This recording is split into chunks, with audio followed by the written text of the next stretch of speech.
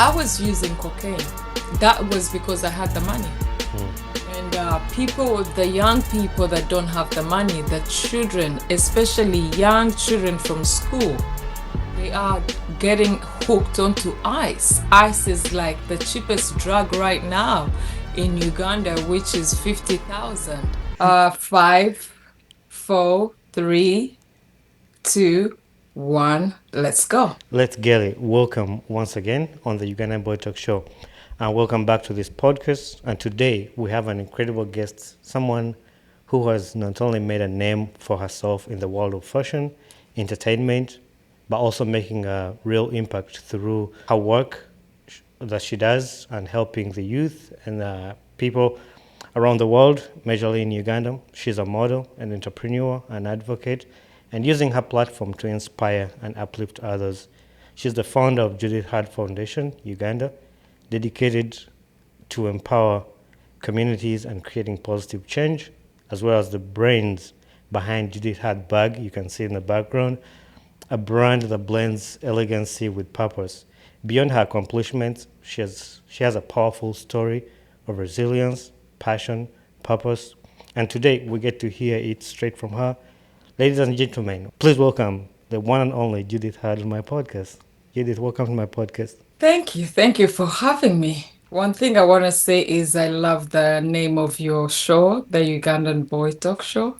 Thank you. And I think I've been seeing a few clips going around, and I love what the people you host and the conversations you have, I must say. I'm happy that you actually picked up on the Ugandan Boy Talk Show because a lot of people have asked me, why the Ugandan Boy Talk Show? Why did you name it the Ugandan Boy Talk Show?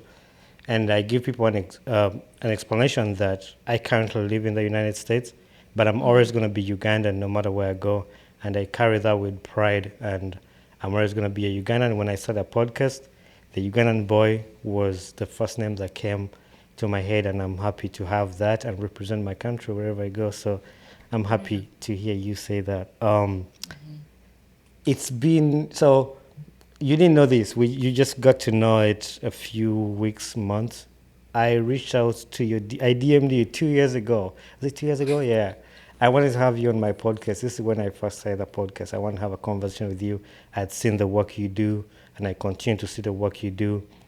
But unfortunately, you were not able to see it till recently. We had or you landed on one of my videos, and we had a communication, and you realized I sent you the request to be on my podcast 2 years ago, and Yeah. it was crazy. I was like, oh my goodness. So when I watched the episode with Ankansime, it was very interesting. And I commented, I think, and then you shared the clip. Then I was like, oh my God. So while I was watching, actually, I've been watching your a few clips here and there, and somehow I was like, oh, I wish these people could host me. But then I was like, oh, okay, they're in Uganda and I'm in the US at the moment. So when I went to watch the full episode on YouTube. Then I came back to send you a message to say, oh, that's amazing. I realized you had contacted me a few years ago. So that was like, oh my goodness. So he had reached out to me while I was here sitting and wishing that he could host me. But you know what's funny though? Like, I'm a believer, and I know God's timing is always the best. And this is what I told Ann Kansima when she was on the podcast that I wanted to have her too, like a few years back. But maybe I wasn't ready for that conversation, and maybe the things we're going to talk about 2 years ago are not the same things we're going to talk about today because the journey of you, your purpose, and everything that you've been doing, it's more applicable today. And that's a conversation I want to have with you today for the people back in Uganda, what you've been through, and maybe in the position you were in at that time. I don't want to say wouldn't have been impactful, but like today, I believe it's more impactful and like people need to hear these words today. Yeah. I think when I look back then, uh, I did so much work, but I did so many interviews, I did so many sit downs, but I feel like back then I was talking about the life that I was living in and not really thinking about the few. I didn't see myself in this place today. And for those who don't know me or those who are gonna watch this, Judith Heard is a woman transformed by grace. 4 years ago, during the pandemic, I decided to give my life to Christ, and I looked at the way the whole pandemic had happened, being locked in homes, not being able to go to the parties that we used to go to. Then a few of the events that always happened, December didn't happen. And I was also going through my divorce after 12 years. And then I was like, I was asking myself, what is my purpose apart from being the party girl? Because it's something that always irritated me. Being called a socialite. It's something that irritates me until today when somebody says, "Oh, she's a socialite." And when we look back then, I've always wanted to change communities. Right. Back then, I was doing a lot of charity because I have children that I've put in school and they have completed university. But that part of my work was never mentioned. I was never seen as this woman that is transforming lives, as a woman that is helping the youth find themselves. So being called a socialite was always something I didn't like. I don't like it at all. And during the pandemic, I was by myself. And I reflected on everything that had been happening in my life Right. since I was going through my divorce. I realized that all the friends that I was always with were not there. Some of them were there, but half were with me because some of my best friends don't even know where I was, didn't even visit the place I was staying when I was going through my divorce, but it was literally in the same neighborhood. So I started to ask myself, after the pandemic, after COVID, what next? Right. Do I want to come back as the same person, or what has the pandemic taught me? I sat around with a friend and we were talking, we have the different places we choose to run to when things are not going good in your life.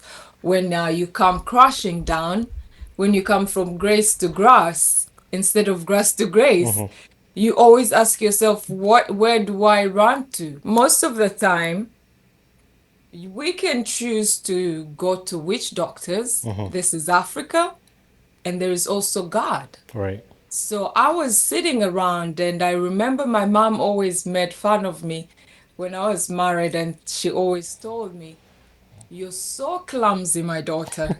And all I can say to you is, don't you ever try witchcraft, because the way you're clumsy, you might try it and you end up eating that stuff. Right. Instead of giving it to the right person, you end up eating it yourself because you're too clumsy. And that always stuck behind my brain. I knew that I am too blessed to start going to witchcraft. Right. And I realized, okay, it's witchcraft. Will it really be real, or it will be just working? And then I'll end up spending more and more and more money trying to figure out what's happening. So I said to my friend, I think I choose God. And my friend introduced me to a very not common pastor. Was this in Uganda or in the US? Yes, this was in Uganda. I just moved here 2 years ago. Okay. So in Uganda, and I met Pastor Francis, and at that time, oh God, that time I didn't think I knew my purpose. I was just living like a robot, and I was hooked on drugs and alcohol.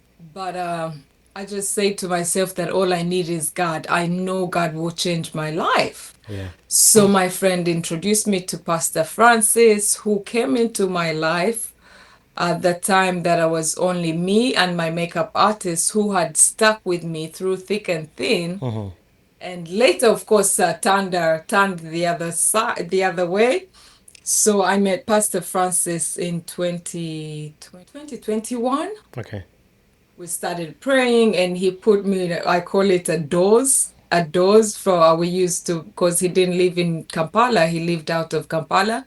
So he had put me on a dose of we're going to pray together until God transforms you. So I had to pray at 12, at 3 p.m., and again at midnight, and again at 3 a.m. in the night. Now I gotta ask you a question as we go to break down your story. Mhm. You mentioning that giving your life to Christ, being from a socialite, and I've noticed God working in different people's lives. For example, I don't know. Yeah, I think you know Oliver Nakakanda, the former Miss Uganda, who was also Mhm. transformed her life. She's serving God and sharing her transformation with other people. And there's been quite a few people that I knew who were in the limelight, who were like celebrities in Uganda that have put a break on their lives and like, you know what, I need to live with a purpose. Yeah. During that, when you met Pastor Francis, was it easier for you to just completely switch from who you are before to being praying? Because Trust. people struggle with praying. Oh, it wasn't easy. It wasn't easy. And that's why today I cannot stop talking of his goodness and mercy, especially on me. Because that time when Pastor Francis came into my life, I literally survived on alcohol and drugs. I would get money. The first thing I would do is buy my carton of beers and then order for my drugs. And the next day, the money is gone. And that's when it shook me. I was like, I've gotten to a point of only caring about alcohol and drugs and not even clear the bills, not even buy food. Yeah. I was like, nah, this is not the life I want to live forever. So we went on a prayer session, and most of the time I would miss them. And sometimes I would call him already high in the middle of the day. We're supposed to pray at 12, but then I start drinking at 10 a.m. So by the time it's 12 o'clock, I'm already high. And I would call him. I'm like, oh my goodness, Pastor, I'm so sorry. I'm so sorry. But he would know that I'm high. And all he would say, don't worry, God is gonna change you. Trust me, believe in God. Do you accept him as your savior? All this. I said yes, but I'm still high and I'm in the bar. So we kept praying, I kept praying, and somehow I woke up one day and I said, enough is enough. I'm doing this to myself. So I started by quitting alcohol, which is not something easy. No, it's But not. I had made up my mind, and I know God had started working on me. But of course, you never know what God is doing behind closed doors. So I told my friends. I remember I told my friends that I'm not drinking anymore. And I started awarding myself. If I didn't drink a beer a day, I would clap for myself in the evening and I would make sure I tell a friend, oh my God, I didn't have a beer. I kept 1 week went by, 2 weeks went by. Then my friends are like, oh no, we know you. You're just on a break. You're just cleansing yourself. You're gonna be back December. So around the same time, I think I felt like I had had enough of Uganda. And I felt like I had done so much for my country. I had done a lot of community work. I had lifted up so many people, but then I felt like nothing was happening for me. And I had always invested all the money, my foundation, my money. I used my money for every community work that I have ever done in my life. I've never taken any funding from anybody. And every time I tried to get funding, every time I tried to get sponsorship, I felt like somebody was behind the doors and just knocking down everything. Every company I tried to reach out never sponsored me. Every other funding that I was trying to get, I never got it. So I felt like, what is going on in this country? Somebody must be behind doors and shutting down everything I tried to reach for, everything I tried to reach for. So I felt like I had had enough of that and I wanted to move away from Uganda and start all over again. And this time, since I was divorced, I looked at a country that was neighboring to us, or a country that was close, where I didn't have to be gone for so many years to see my children. And that's when I went for the Middle East, because Dubai is only 5 hours. We have a flight every day from Dubai to To Uganda. Entebbe. Yeah. Yeah. So I packed up my bags in my sober mind and moved to Dubai. And I also liked to move to Dubai because this is a country where partying, you can do all the partying, but they will never allow you to do drugs in their country. So I was like, this is the perfect place for me to live. I'm not going to be able to get the drugs. Of course, alcohol, but I was sober then.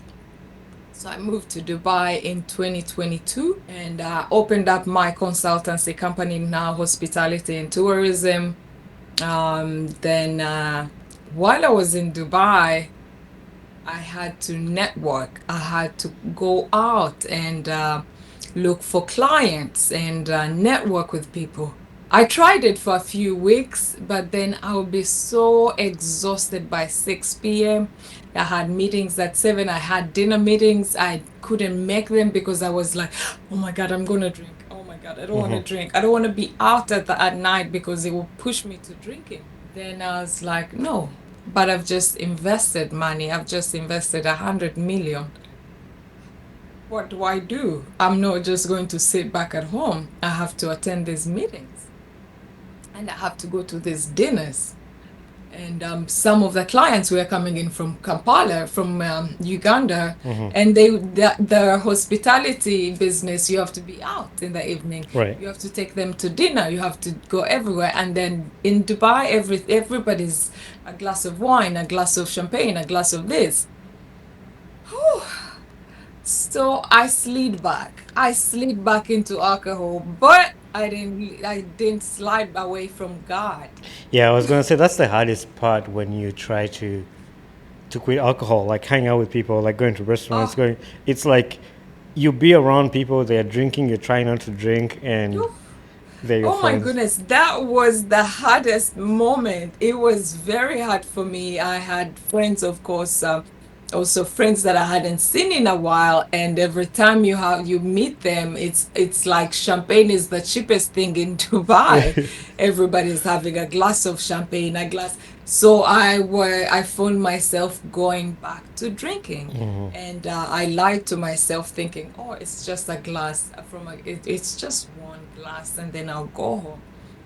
But at that time, every time I would drink, something would happen to me. I would get into arguments and I would be so angry. And I started to think about it. I realized it could be the withdrawal symptoms from the drugs, since I'm not using the drug, but I'm drinking. And it scared me. But I kept praying and saying, God, help me. God, help me. So in Dubai now, I'm back to drinking a glass of Prosecco.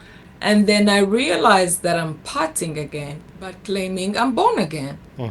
I was born again because I had already surrendered. But then I'm like, okay, I go out. I'm not doing the drugs and I'm just having Prosecco. I'm just having champagne. I'm just having Prosecco. I'm just having a glass of wine, 2 glasses of wine. And when I go back, I pray, I attend my online church. So then again, I had to come back home for Christmas. I still went back to partying with friends. So I claimed that I'm supporting my friends. Right. That's why I'm out, because I kept getting this question. Why does she claim she's born again, but still Go going out. out, Yeah. still being seen in the same places she was always seen? It didn't settle well with my heart. I felt like I'm betraying God. I'm not sure of what I want. God is not happy with me. And that 2020, that's 2022 December. So since I had stopped drinking and I wasn't in my marriage, a few of my friends had cut away from me.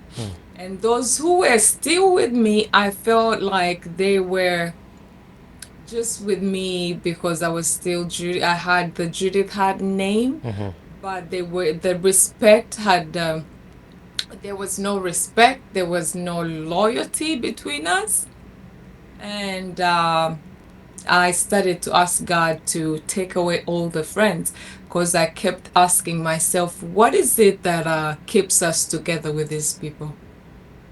What bonds us? What is our bond? I realized it was because I'm a customer. I come to the parties, I bring the attention, and I'm a party girl. So everywhere I go, they will always mention Judith Heard was there. I am a queen bee, so I attract Right. bees, you know. And realizing that that's all that kept us together, well, I started even asking myself, we've been friends for all these years. What business have we created that keeps us together as friends? Nothing. We're just friends that go out, drink, party together, sit and gossip. So Yeah. I didn't see value in all the friendships that I had had.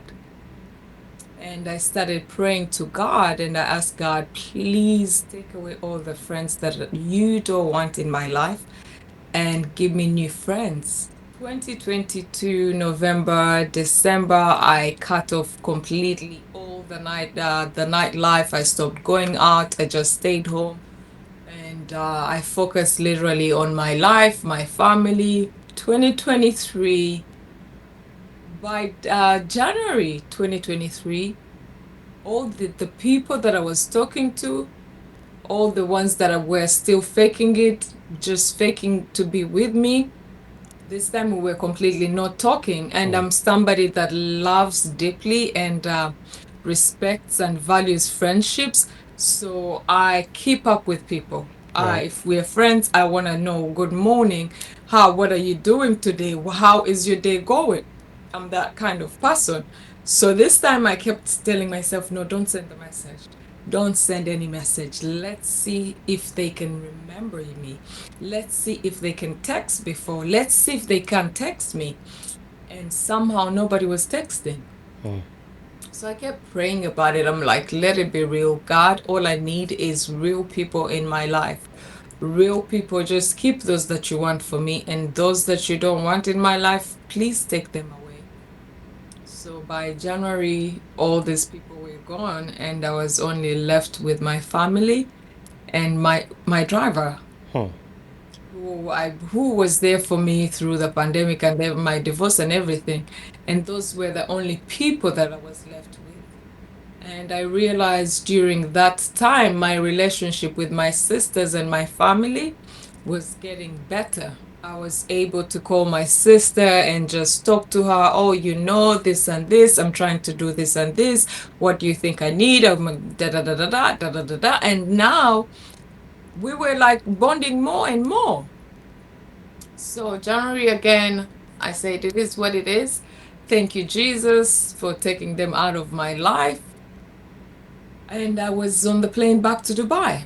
That time I was back, had an event in the US, the Green Carpet Fashion Awards. I went to Dubai, stayed there for a few months, and the time came for me to attend the event in the US. And I came here, attended the event, and the Yeah. rest is history.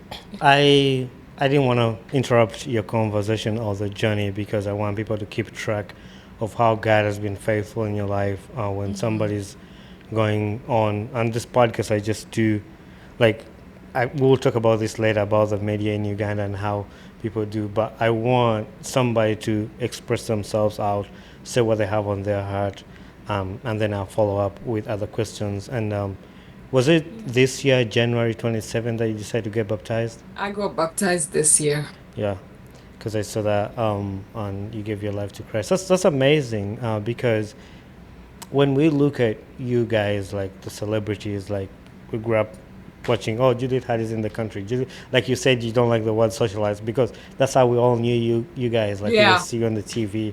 But sitting down here having this conversation with you speaks to me. I know this is pre recorded, nobody else has had it, but it's going to go Mhm. out to the world to listen to it. And sometimes when we look up to you for these things of like, oh, she spent a mil- 100 million at the bar last night, or she did this, it's the same energy we need to put in this kind of information when you come out and say, Mhm. please, if you liked me when I was socialized spending all this money, now listen to what I have to tell you because I've lived that, I've been that person. Yeah. um, but in all that you've talked about, how was your life being a mother? Because everything, all that happened when you were a mother. How did that affect your life with your kids, and how is it now? My goodness, being out there and being a mother was, I could say it was easy for me because I have a mother and I had sisters. So it was easy and I was always hands-on no matter how tired I was. When I look back, I think even if I came out of the bar at 4 a.m., I still woke up to take my children at school. Mm. Yeah, I would wake up, take them to school, but of course I would be tired. So we didn't have the mommy daughter conversations, but because I was always tired. Mm-hmm. And my relationship with my children today is the best relationship. And I keep saying to myself that God saved me so that I could be in their life at this moment because my daughters are 16, my son is 19, and and I'm raising them by myself. And I keep tapping my shoulder and saying, "You're doing a great job, Judy." And I keep saying, it is God. And this is why I'm sorry I speak about God so much. I know some people are irritated by it, but I wouldn't be doing what I'm doing for my children if it wasn't for God. And I believe there is God's perfect timing is always the best. Mm-hmm. Not that I don't wish that God had found God back then. It would have been the best thing to do. But I don't regret that I found God at this time because this is the critical time in my children's lives. They're teenagers, and it's spending time with them now is giving me the chance to make sure I raise my children with the right mindset. The right mindset. I'm teaching them the values. Of course, I'm doing it like back in the days because I feel like, no, no, no, no. I didn't have the time to teach you what are you supposed to be. I didn't have time to groom them to make them the people that I want them to be in the world. But I thank God that the family I have is managed to help me and raise very intelligent children, very kind women and very kind girls and boy.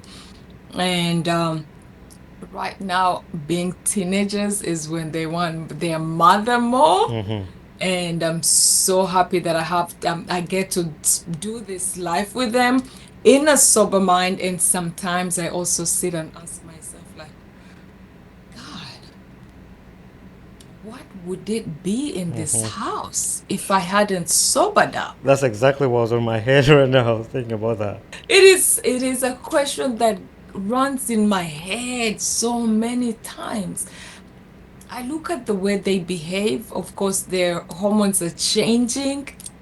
And then there is the time where they're going to start now thinking about boyfriends. Mm-hmm. And I'm like, they're girl, but lucky enough, they're not interested in anything like alcohol, anything. They're really, really grounded girls. But that's the thing, though. Like, if you were still drinking, they would be interested in it. They'll be like, "Mommy is doing it. Why can I not do it?" Yeah, that's why that question keeps running in my head. I'm like, oh my goodness, thank you, Jesus.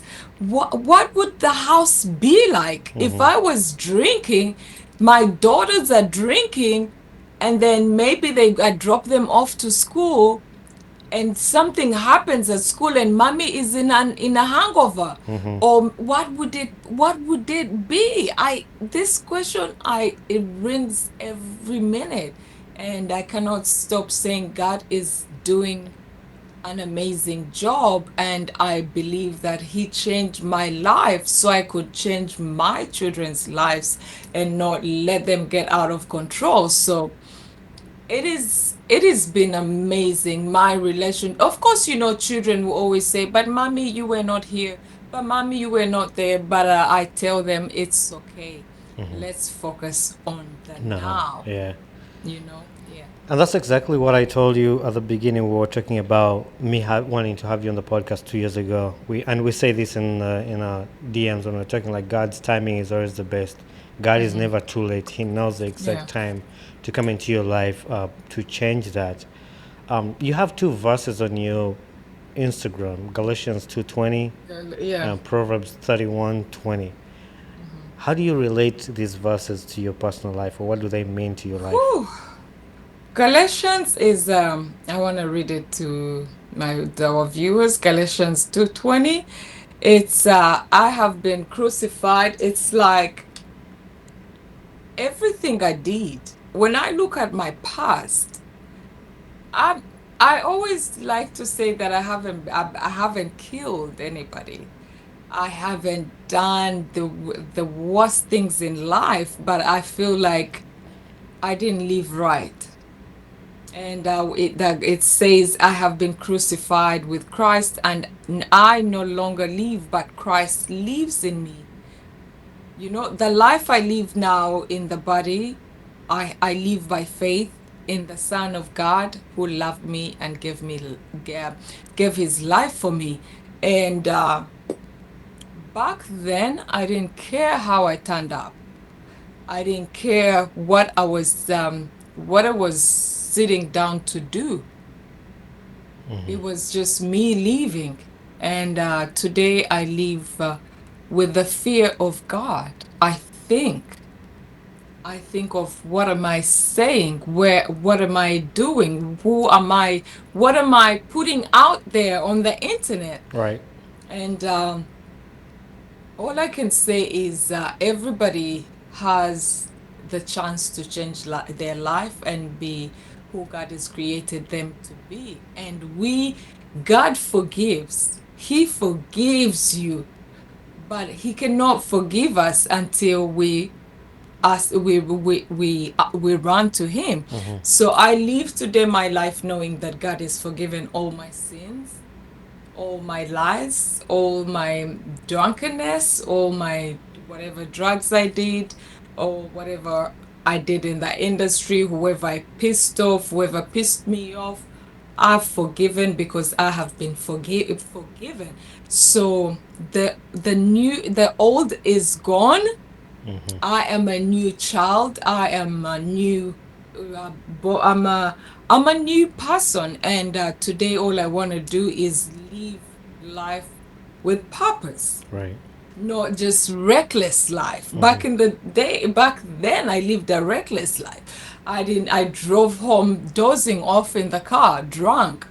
But today I don't even drink anymore.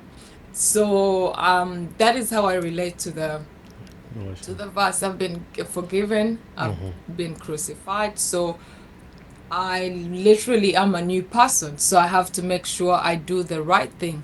Whenever I have guests on the podcast, there are some things that stick out to me when I research about my guests, what these things mean to their lives, and it's great that you pick out that verse. I think that's my brother's favorite verse in the Bible. I grew up in a Christian home. Mm. My dad is a pastor, and I've told people on the podcast that me growing up in a Christian home does not mean I've lived a righteous life. I've had shares of my own mistakes. I've done things, wrong things, and I had to personally give my life to Christ to change my life, even though my dad was a pastor and all that, to make the decision on my own. Um, but I wanted to, since you're the right person to be on the podcast to talk about an issue it's called like a kind of like a pandemic drug abuse in Uganda. It's like the silent pandemic, oh no, epidemic of drug abuse where everybody, a lot of people I grew up with, kids I grew up with, are doing drugs in Uganda. I went back in October last year. My friends, I mean, it's cool and all that. They've not seen me in years. We laugh and all that, but it doesn't take away that I notice these things. I know they have Yeah. changed. I know my friend used not to do that, but he's doing this, and we laugh about it. We joke about it, but because they are my friends, I care for them and I don't want to be silent about it. You wrote on your social media a while back after the death of the young girl, may her soul rest in peace. I don't want to get into that because of the family, whatever. But it doesn't take away the fact of, I want to focus on the point you were trying to put across of that, of what's going on. Some people took it the opposite way. Other people understood your point, like I did, Yeah. and this is not to fight against who is right, who is wrong. I just wanted you to put words to that again, the post you put out there and the issue you were trying to tell these young girls in Uganda. Not even young girls. We'll get to the boys too. I But think I was directed to parents. I remember very well I said, I want to let every parent know that their children could be on drugs or their children are on drugs. And most of the time, nobody wants to accept that their children are on drugs. Even my mother didn't want to hear that her daughter was on drugs. Even no matter how many times, even me being very independent and a mother and married and all that, I still didn't want my mom to wake up and know that I'm doing drugs. It's something that no parent wants to hear. And when we talk about drugs, we're talking about very strong drugs. I don't think we're allowed to mention them on the you podcast. can mention them if you want to. Yeah, there is, I was using cocaine, and that was because I had the money. And the young people that don't have the money, the children, especially young children from school, they are getting hooked onto ice. Ice is like the cheapest drug right now in Uganda, which is 50,000. So any child, any youth can afford that because it's the cheapest, and that is one of the drugs that is killing them and taking them silently. No mother, no father wants to accept that their child is on drugs, and most of these children, some of them are mentally disturbed because of what's happening in their homes. Parents are fighting day and night. Parents are getting divorced, but you will never know. The child can hear everything happening in the house, and they cannot figure out whether the child is on these drugs because we have our children who want to be locked up all the time in their rooms. And then we have a tendency of my children want to go to a party. They have a friend who's inviting them. You're very busy, you're looking for money. We have a culture of saying that, oh, I'm very busy. Who will make the money if I'm not out there working? Or who's going to put food on the table if I'm not traveling for work?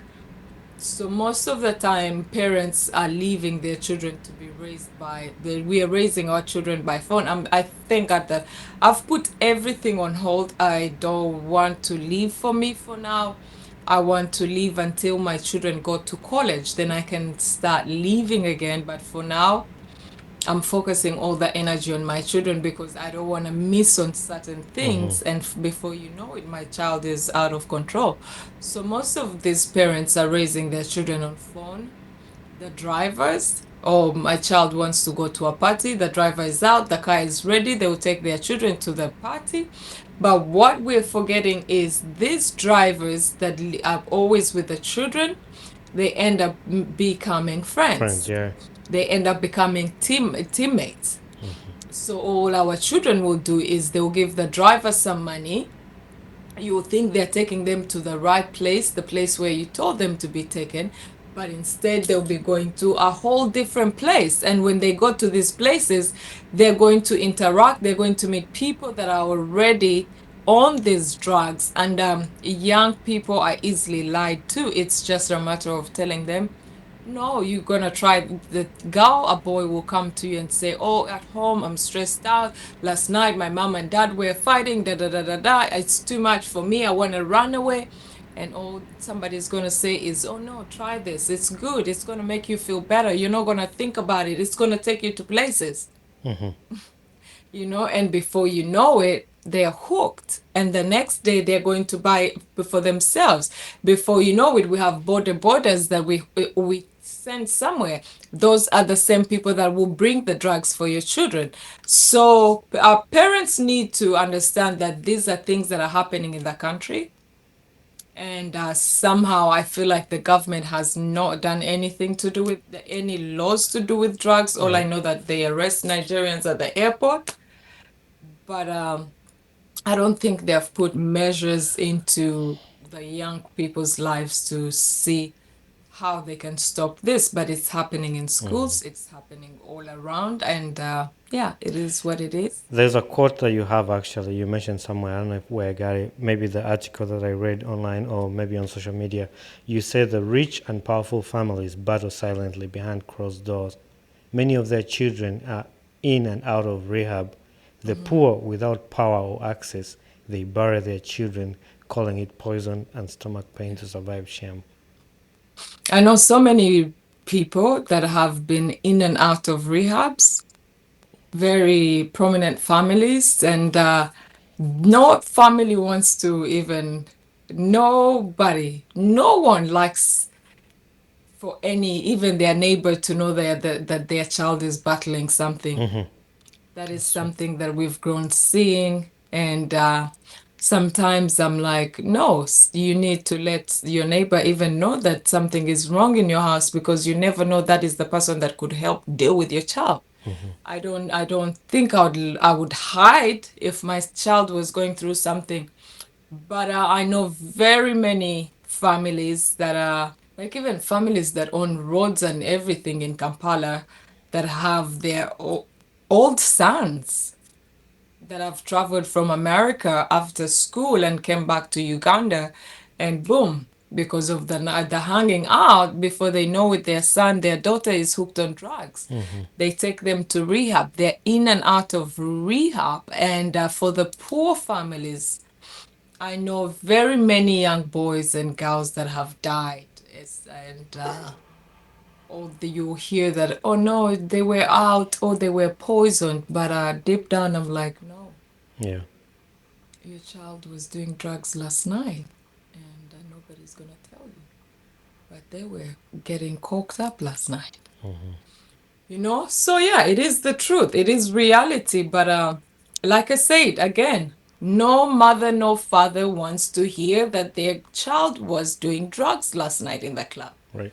But yes, these things are happening, and the rich can afford the rehabs. They'll take their children to rehab, but before you know it, they will come out and they will go back again. They will come out, they will go back again.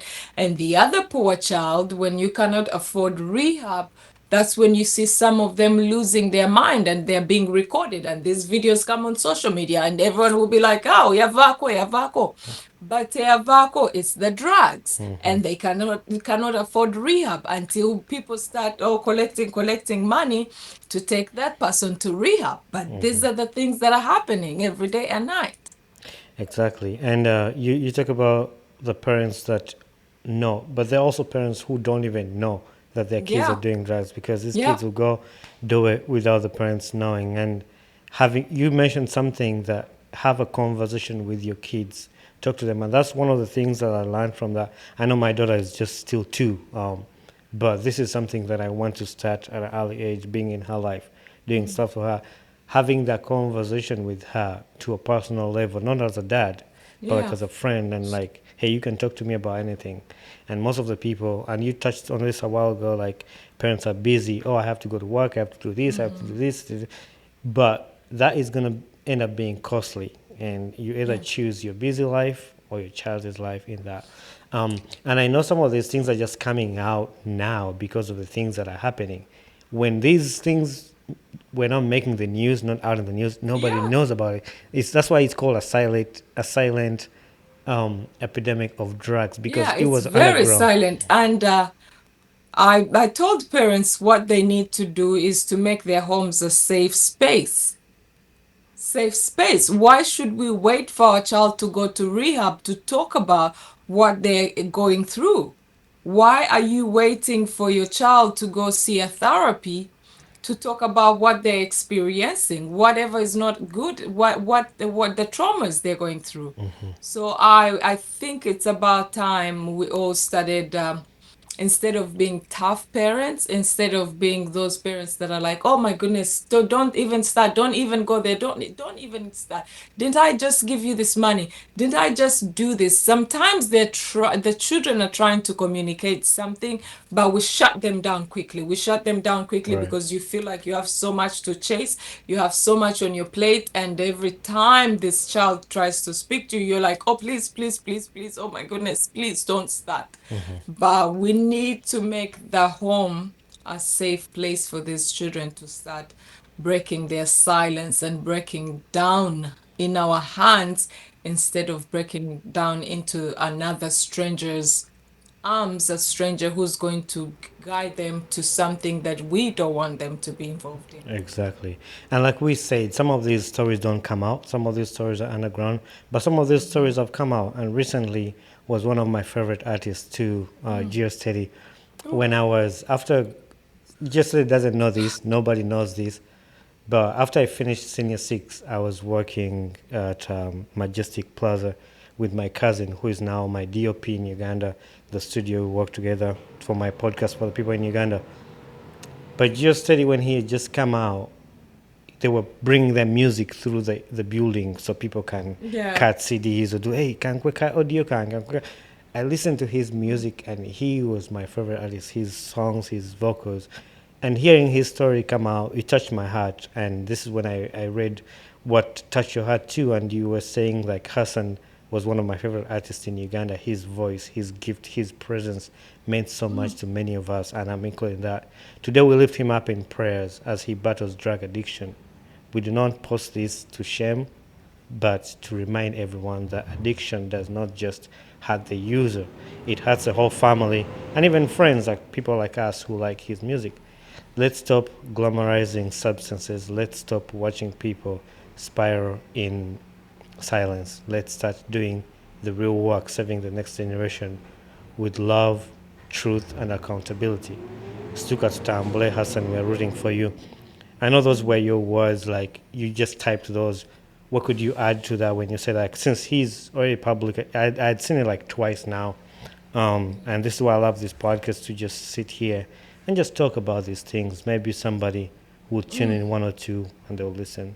One thing that I would love to say to Just Steady or to anybody that has been battling drugs, I can't say alcohol because I don't even know he drinks. He was Muslim. But we have that shame that we're scared of. It's the shame that keeps us down. And I want everyone to understand that God is the only person that can judge you. Exactly. And when you take time to and accept what is ruining your life and take accountability and go to rehab, once you come out, I want you to understand that God is giving you a second chance.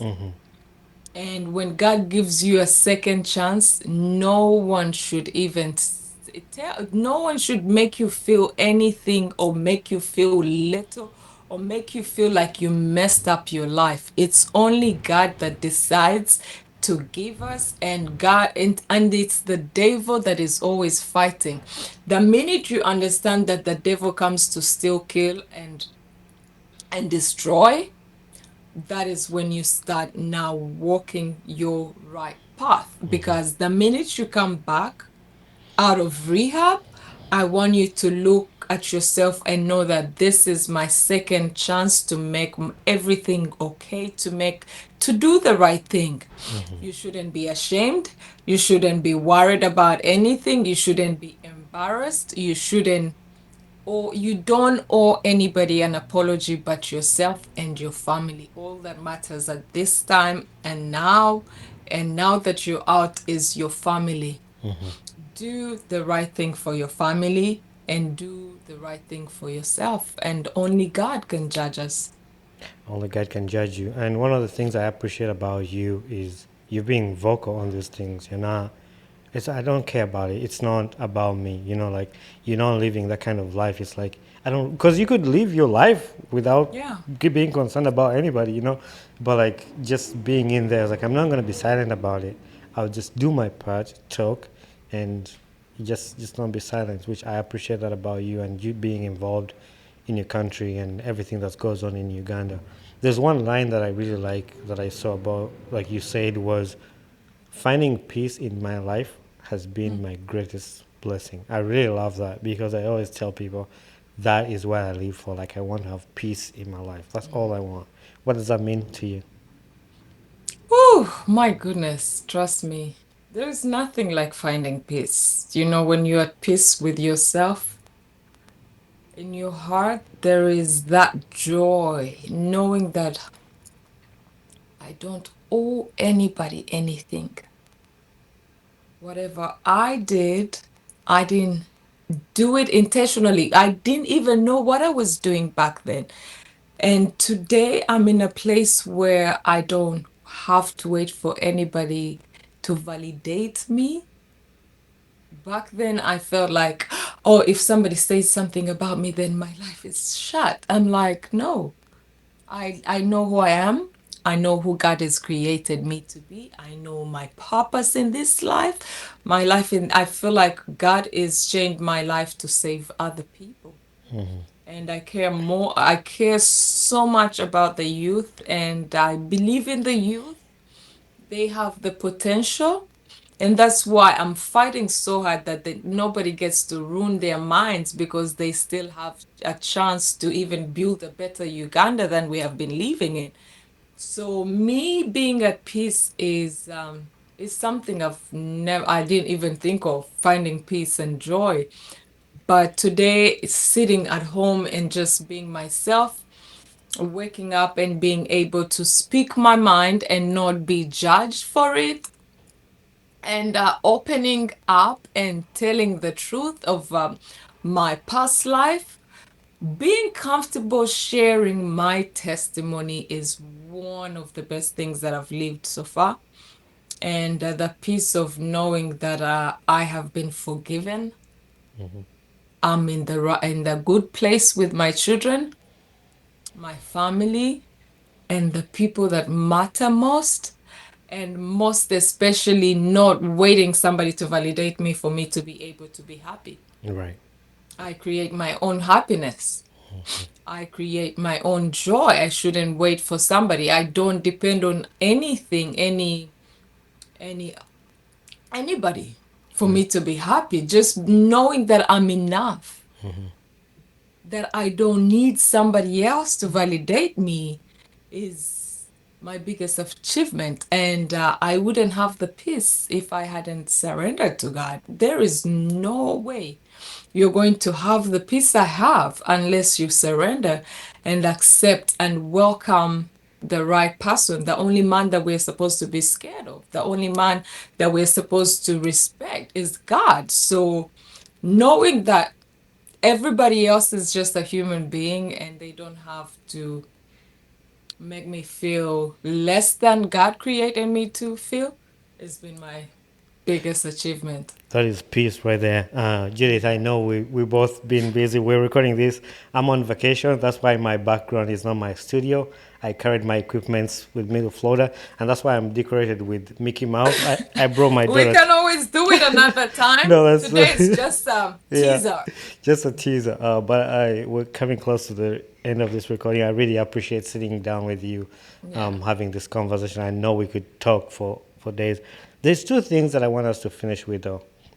One of them is there was a conversation you were telling Ugandans about insurance, and this is something that after coming to the United States, I learned about the things we pay for. People pay for this comprehensive insurance. I don't know what had happened, but you tweeted and you said they better have better insurance or like something like that. And somebody was saying, "Oh, it'll be one or what, something like that." But people have been paying for this insurance and they don't even know what it does for them. Yeah.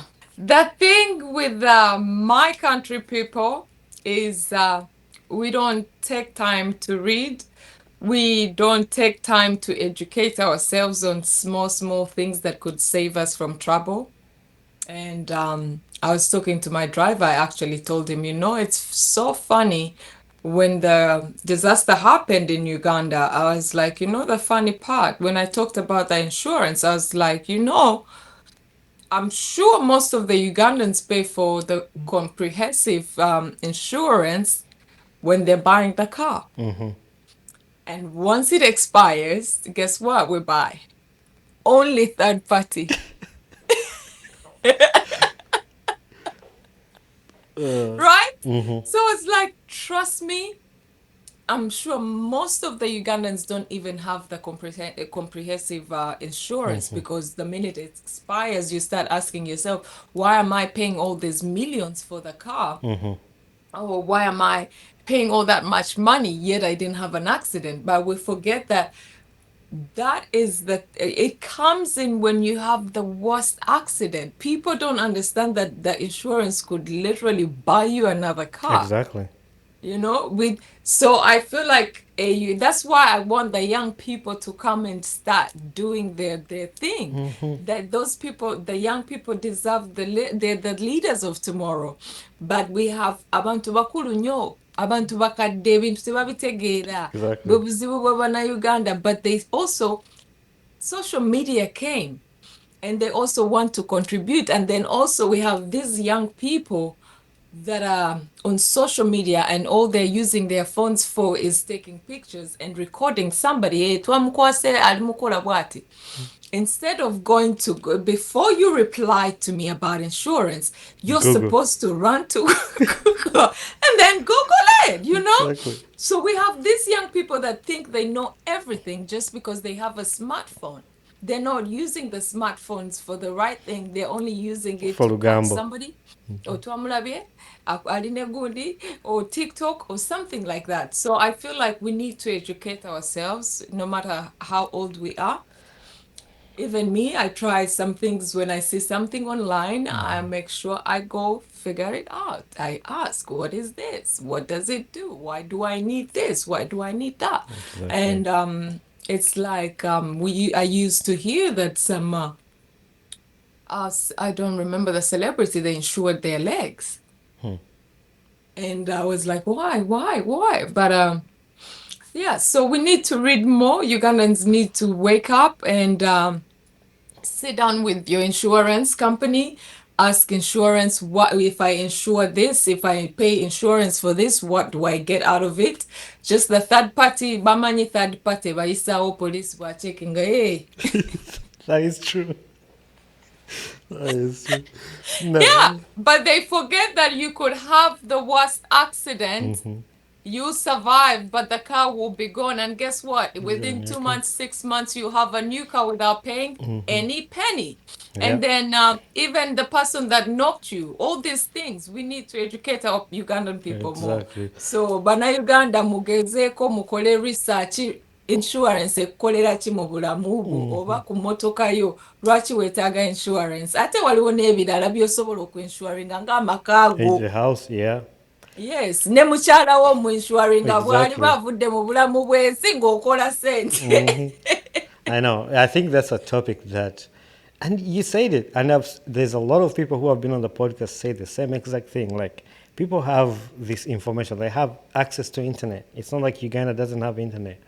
Yeah. But Ola baby into Nogamba, why it's just type on Google or something. But people are they just want to invest their data on Lugambo, Atono Yeah. Yakozechi and Yakozechi. Even this And they'll podcast. reply to you and shut you down like, oh, you're gonna be cheap, way. And I'm like, And that brings me to this last segment. Actually, the second last is because of the Uganda media. And this is something that I've been struggling with. I had Apas on my podcast. We had a really good conversation. I was also interviewing him about his new album, Bagonza, because I felt like this is not something that the media in Uganda gives time to appreciate the craft of an artist, what they've done. yep. Byebagala Epas, ayagala kuwasani, Epas yawadde nani. And this brings Yeah. me to this today because I was watching a clip, and actually you commented on that with this I'm not gonna mention his name, but like he was of one television in Uganda, and this guy brought somebody for an interview, and you just make this person cry because you're asking stupid Oh my questions. goodness. That pisses me off, and I want to like say this out. Like people, if they invite you to these interviews, like you asked me, hey, what are we going to talk about? I give you a rundown of what we're going to talk Yeah. about. And even people who have watched my podcast, they know this podcast is about appreciating people's work, informative. We don't have time to make people feel stupid on air, like Yeah. the lady cried. Talk to me about that because I saw you reacted about it and it pisses me off. The the thing with my country people, I hate to always say this, but I feel like they are not compassion, and they're not remorseful, and they're not sorry for their behavior. This thing of likes and comments is ruined them completely. And also because a TV station will be competing with another TV station, and they will take one of their hosts who can just take in all the abuses. Most of these interviews, these guys on TV, I know they didn't really do this. The people that have gone to school for that are the news anchors and the office people, all the broadcasting, the team and everything. But when you look at these other people who come in to interview, it's like somebody recommended them, or they were the most like an MC at an event, and Right. then they get to have that. When you see them do an interview, they've asked so many weird questions. The other day they asked Zuena, oh, how do you feel about your son being called names? And I'm like, why would you even ask a mother how they feel about their son's, the comments about their son's eye? Yeah. And this morning we saw the guy that was telling this girl, oh, you've been depending on a sugar daddy. You've been da da da da da da. And it's because they don't care. They don't care about your mental health. People in Uganda need to understand that their words can affect somebody deeply. But nobody cares about that. All they care about is how many people viewed the story, how many comments do I have on the post, and also another Ugandans, we need to do better. There is also a video on Instagram of this lady, Patience, who just left Uganda, the actress from Nigeria who was dressed in a Ozoko. gomesi and a stambala. And this guy from the something like Fashion Police said, oh, the lady, when this is an international artist, the artist actually, she's an actress, she's an artist. This is a legend. And this guy that was making a comment said that she looked like a local cook. This is a legendary. This is a woman that left everything she had to do that weekend to fly to Uganda, and she graced the event by wearing a gomesi, which is a Ugandan traditional outfit. But you have somebody who's going to sit in front of the camera and make such a comment. Yali ayambadde, oh, she looked like a local cook. And you think her team is not going to see this? And how do you expect people to still turn up and respect your dress, your traditional wear, if you're going to make such a comment about an older lady Fact. who didn't even have to wear the gomesi, but she just dressed in a gomesi? And you have someone on TV or on content that is going to go to YouTube say that she looked like a local cook. So I feel like the TV stations or these media houses need to do better, Yeah. not in hiring everybody that can speak. Yeah. We have to start thinking about other people and be compassion, be kind to each other, and And even on my podcast, like I've hosted people that have had controversial statements with other people. There's a way you can bring something controversial to yeah, give space for somebody to make it correct. But yeah, when you present it as though you have all the facts, why even asking me? Hey, tuchimanyi obadde yasendeza bw'oba okimanyi lwaki ombuuza? Like, yeah, like you've yeah, been getting money from sugar daddy. If you know it, why are you asking me? yeah. Ask me to tell you what is the truth. But They don't think about how other people, they don't actually, it's not care. I don't, it's like, I don't care. That's how we grew up being told. Owa nyiga onyige. People don't care about your feelings in Uganda. Like they say, Oja kufa mu movie weka. So people don't really care about someone's mental health and they don't realize how deep your words can damage someone. anyway, that is end the podcast. I know I could keep you here for so long, but I know you have other things to do. I got other things to do, but I appreciate you this time that you've given me. And yeah, in the future we'll have a lot of things to talk about. My podcast is always open for informative to help the people, and that's the whole reason I Mm-hmm. started it, is to be informative. Yes, we're gonna have fun, laugh, and all that, but I want Yeah. somebody to get something to take away from a conversation, because I don't want to waste my 1 hour just talking about things that are not going to benefit somebody. That's not my purpose. Mm-hmm. So I Yeah. appreciate you, and hopefully the listeners have picked out something from this conversation. Mm-hmm. So thank you very much, Judith. I Thank you really so much. appreciate You you. stay blessed and God bless you. All right, God bless you too.